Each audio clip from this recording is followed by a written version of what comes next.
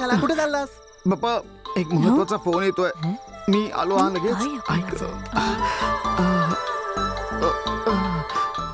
एवढा कोणाचा महत्वाचा फोन आहे की आपल्या समोर बोलू शकत नाही?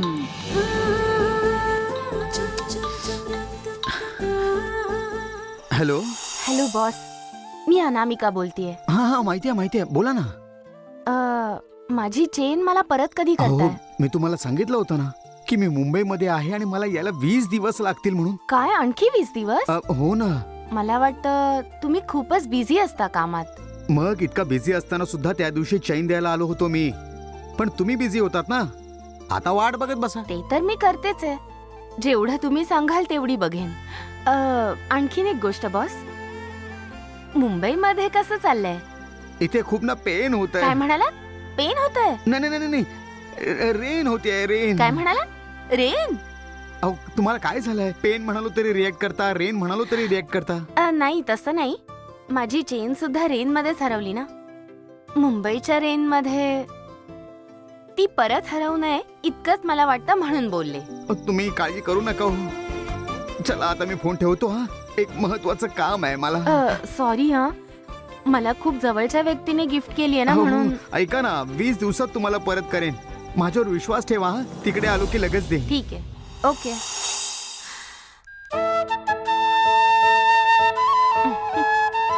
हे तर ऑफिस मध्येच सांगायचं होतं ना. मीच उशीर केला. तिच्या पायाला सुद्धा लागलं. मला काहीतरी करायला हवं. काय करू शकतो मी?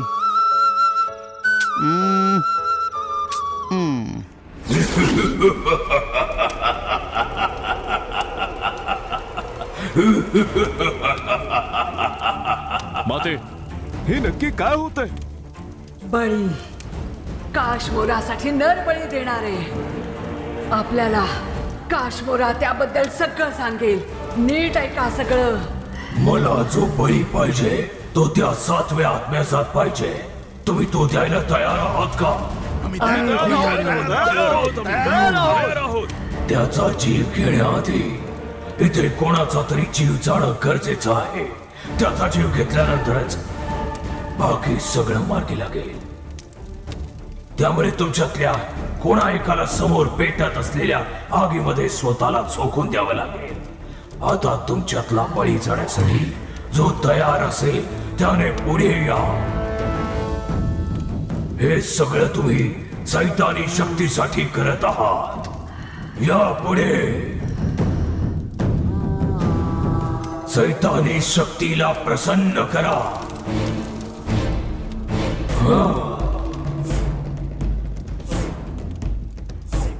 सैतानी शक्तीसाठी मी माझा बळी द्यायला तयार आहे काश्मोरा.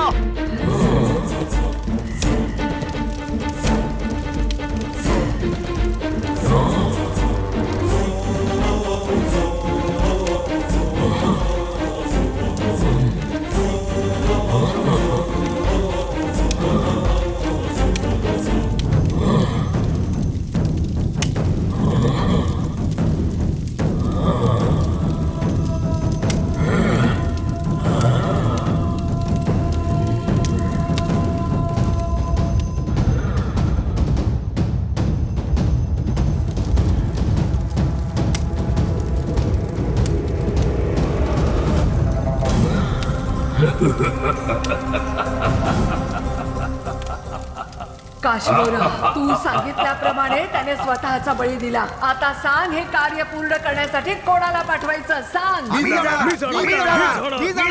शांत बसा. या कार्यपूर्तीसाठी तुमच्यातला कोणीच त्या लायकीचा नाहीये. सैतानी शक्तीसाठी स्वबळी देणारा संभाज त्या लायकीचा होता. पण सांभा तर नाहीच आहे.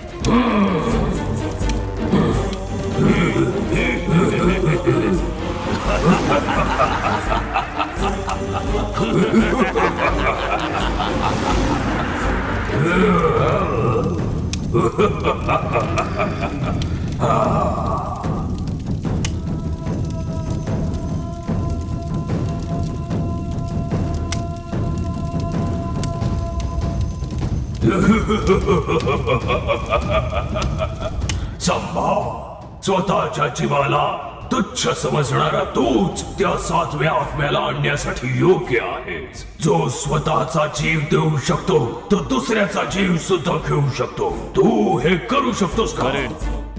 मी हे कार्य नक्की पूर्ण करेन. हा यज्ञ पूर्ण होण्याआधी मी त्या आत्म्याला घेऊन येईन. आता लवकरच तो 7वा आत्मा सुद्धा इथे असेल. त्यानंतर 4 दिशेला फक्त आणि फक्त सैतानी राज्यच असेल. मी तुला वचन देतो काश्मोरा.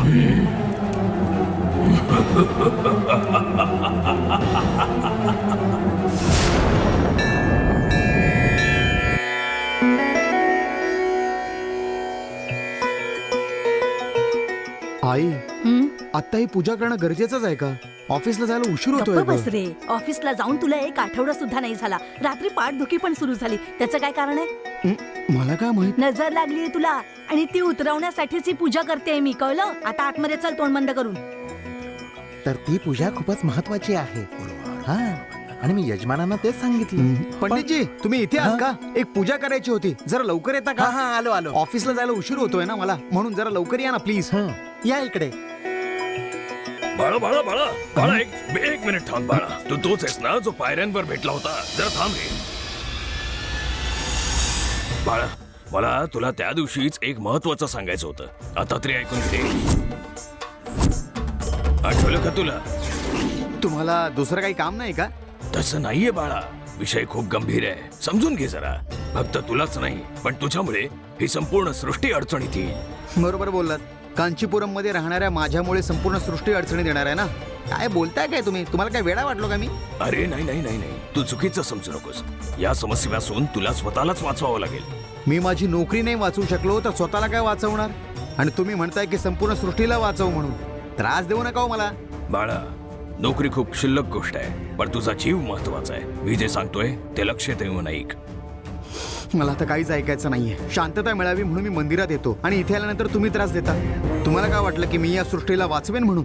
त्या मंदिरात बरेच कोपरे आहेत. त्यापैकी कुठल्या तरी एका कोपऱ्यात बसून तुम्हीच वाचवा. हा बाळा माझं म्हणणं तुला समजत नाहीये बाळा. ए नंदा, काय झालं रे? कोण आहे ते?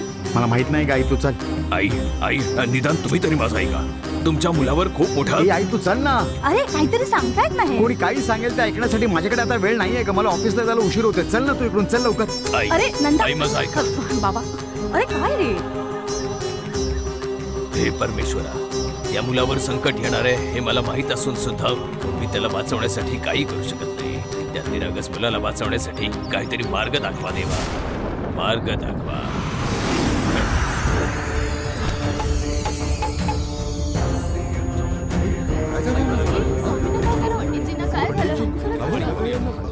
पाणी हो.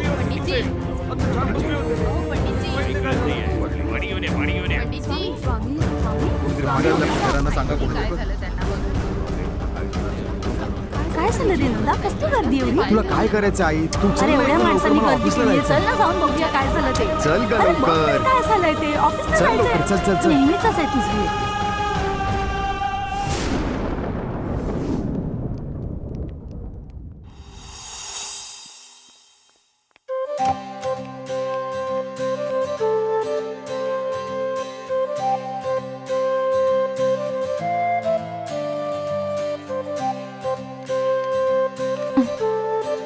बीटरूटची भाजी? हे माझ्या केबिन मध्ये कोणी ठेवलं असेल?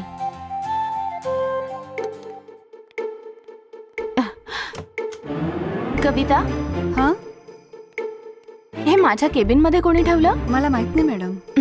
ठीक आहे.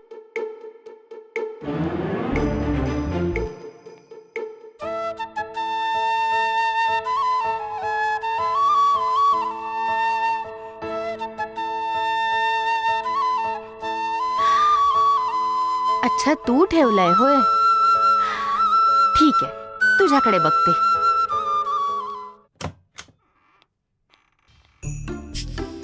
तिने मला पाहिलं असेल का? नाही नाही नाही, तिने पाहिलं नसेल. नंदकुमार, बापरे, पाहिलं हिने मला.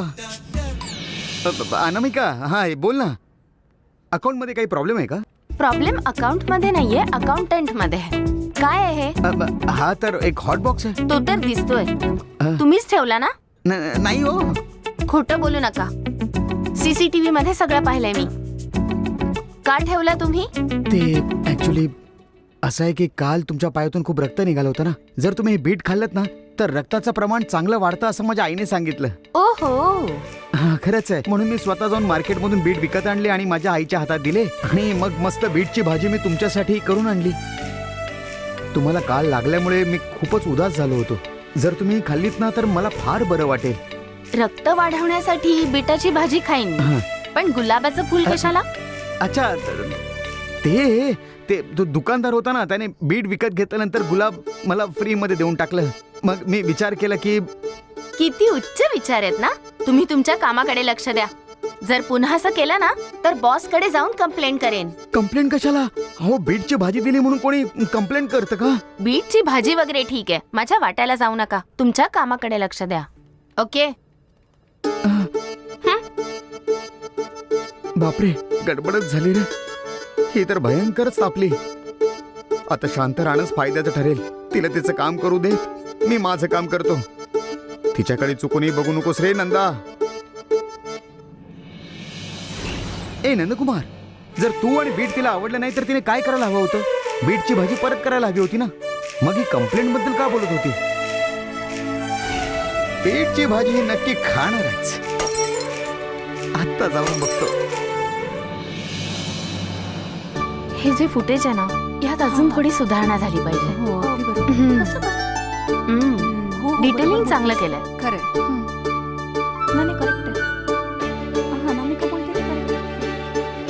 सो या दोन्ही व्हिडिओमध्ये हा जास्त चांगला वाटतो. आता जो एरर आहे ना त्याला खाऊन घ्या, रक्त वाढेल तुमचा.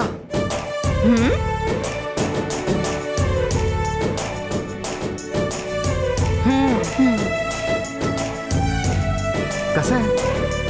ओके ओके आहे ना?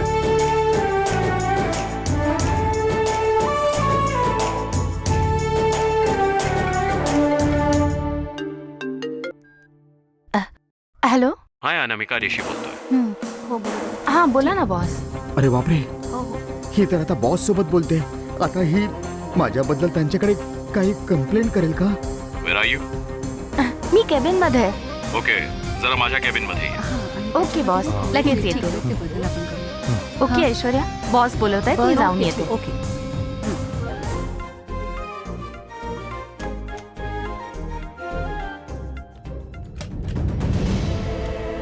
ऋषी, बोलवलं तुम्ही?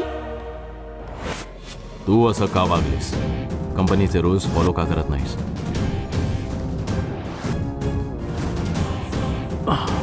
बस त्याबद्दलच विचारण्यासाठी तुला इथे बोलवलं. पण मी काय केलंय?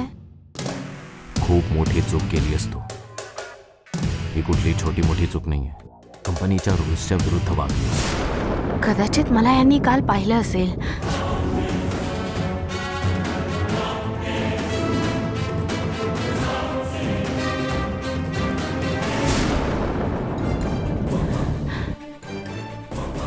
बोल अनामिका, का केलंस तू असं? ते ऋषी, मी ऍक्च्युली ॲनिमेशन टीमची हेड असतो आणि किचन मध्ये जाऊन कुकिंग केलंस. माहितीये किती मोठी चूक आहे.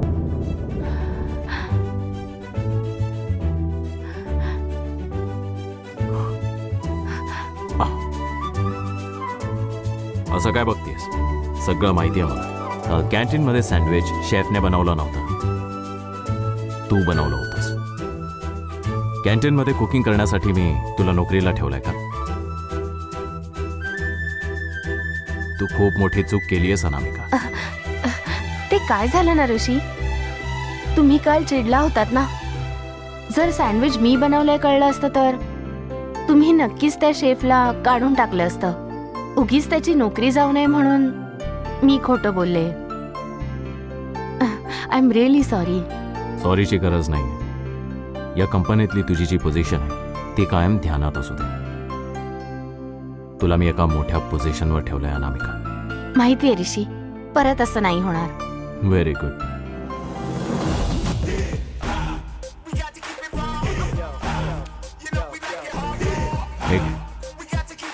हे कशाला? काल कुकिंग खूप छान केलं होतंस तू. हे token of appreciation. It's a branded watch. Actually हे एक स्पेशल एडिशन कपल वॉच आहे. याचं मेल एडिशन मी घालतोय आणि फिमेल एडिशन तुझ्यासाठी आहे.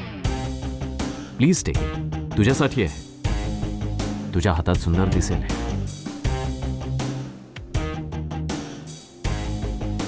थँक्यू, पण मला हे नकोय. पण का?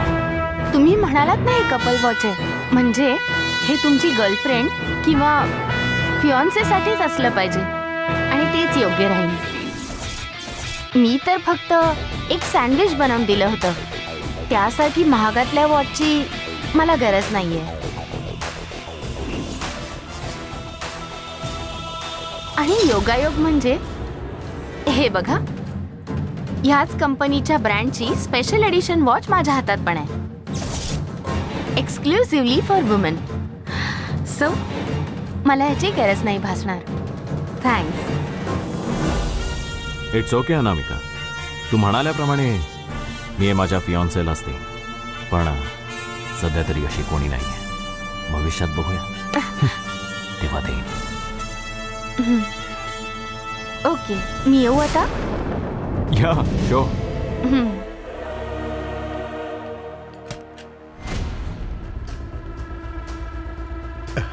काय झालं बॉस? Watch matter successful?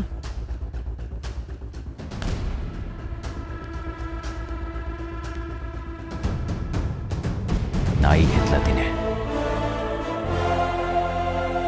अहो बॉस, ही मुलगी तुम्हाला सारखं सारखं नाही का म्हणते? प्रत्येक बॉल जर नो पडला तर कसं होणार बॉस? काय झालं बॉस? तुम्ही हाच विचार करता ना की हिला कसं अडकवायचं? मी त्या दिवशी हेच तर. मी तो विचार करत नाही. मग कशाबद्दल? मी जे काही तिच्यासाठी आणतो त्यापेक्षा अपग्रेडेड वस्तू तिच्याकडे असते. ही एक्झॅक्टली आहे कोण, तिच्या बॅकग्राऊंडबद्दल विचार करत होतो. यात काय एवढं? मी खबर काढतो ना. पण हिला जाळ्यात अडकवणं एवढं सोपं नाहीये बॉस. अशोक, जर मी एखादी गोष्ट ठरवली तर मी ती पूर्ण करतोच. फक्त पुढच्या 4 दिवसात बघ कशी माझ्या जाळ्यात अडकते. बॉस, 4 दिवसात काय होणार आहे? बघत बस. 4 दिवसांनंतर अमेरिकन क्लायंटसाठी जो डेमो बनतोय त्याचं प्रेझेंटेशन हीच करणार. आणि त्या प्रेझेंटेशनमध्ये मी व्हायरस बग करणार आहे आणि मग तो मीच ठीक करेन. काही समजलं नाही बॉस. प्रेझेंटेशनच्या वेळेस जर व्हायरसने प्रॉब्लेम केला तेव्हा अनामिका थोडीशी घाबरेल. तिला कळणारच नाही की हे ठीक कसं करायचं. आणि तेव्हाच त्या व्हायरसला मी डब्यात बंद करेन आणि तिला इम्प्रेस सुद्धा करेन. ही आयडिया तर खूपच ब्रिलियंट वाटते. पण बॉस, हे नक्की वर्कआउट होईल ना? खूपच सोपं आहे अशोक. आपल्याला नेहमी संकटात टाकणारा देवच असतो आणि बाहेर काढणाराही तोच असतो.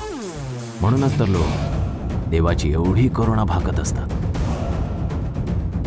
तसंच अनामिकाला सुद्धा त्रास मी देणार आहे आणि त्यातून मुक्त सुद्धा मीच करणार आहे. मग बघशीलच तू ती कशी माझ्यावर विश्वास ठेवते.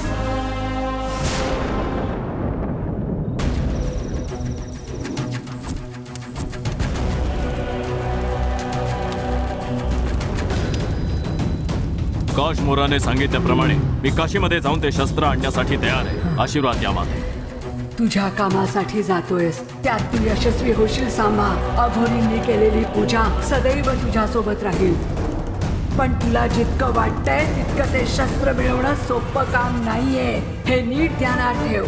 काशीमध्ये असलेली ईश्वरी शक्ती तुला थांबवायचा प्रयत्न करेल. त्या शक्तीला हरवून जिवंत समाधी घेतलेल्या त्या पुरुषाच्या कण्याचा हार घेऊन तू येणार आहे, समजलं ना? आता घोरींचा पुढचा घाट काशीचा आहे. काशी? पण का? ते शस्त्र ताब्यात घेण्यासाठी. जेवढं मला माहित आहे, इथल्या एका सिद्ध पुरुषाच्या समाधीतूनच ते उचललं जाणार आहे. मग गुरुजी, आपण काय दुसरा करायचं? काही मार्ग नाहीये. आपल्याला त्यांना थांबवावंच लागेल. काशीच्या प्रत्येक जिवंत समाधीवर तुम्हाला लक्ष ठेवावं लागेल. ते ज्या शस्त्राच्या शोधात येत आहेत ते शस्त्र जर त्यांना मिळालं नाही तर तो आत्मा सुद्धा त्यांना मिळणार नाही. हे प्रयत्न आपले यशस्वी झालेच पाहिजेत. जर ते अयशस्वी झाले तर तुला माहितीये पुढे काय होईल. समजलं ना? गुरुजी, काशीमध्ये तर बऱ्याच जिवंत समाधी आहेत. या सगळ्यांवर लक्ष ठेवणं एवढं काही सोपं काम नाहीये. देव आणि दैत्यांमधलं युद्ध हे कधीच साधं सरळ नसतं तुलसी. त्या 7व्या आत्म्याला संपवणारं शस्त्र जसं तू उचलशील ते घेऊन जसं काश्मीराने सांगितलं तू तामिळनाडूत निघून जा. कितीही झालं तरी आपला जीव पणाला लागला तरीही आपल्याला त्या दुष्ट शक्तीला थांबवावंच लागेल. ही सृष्टी दैत्यांच्या हातात जाता कामा नये. त्यामुळे वेळ वाया न घालवता ध्यानाला सुरुवात करा. दुष्ट शक्तीच्या विरुद्ध हे युद्ध आतापासूनच सुरू होत आहे.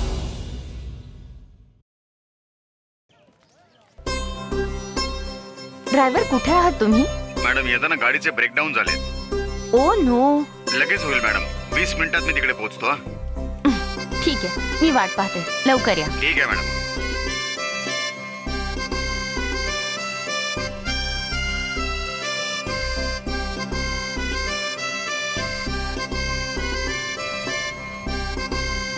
ओ हाय, तुम्ही इकडे काय करताय?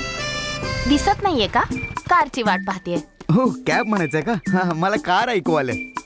हो मग कॅबची वाट पाहते. बस खुश. तुम्ही म्हणालात तर मी तुम्हाला ड्रॉप करू शकतो.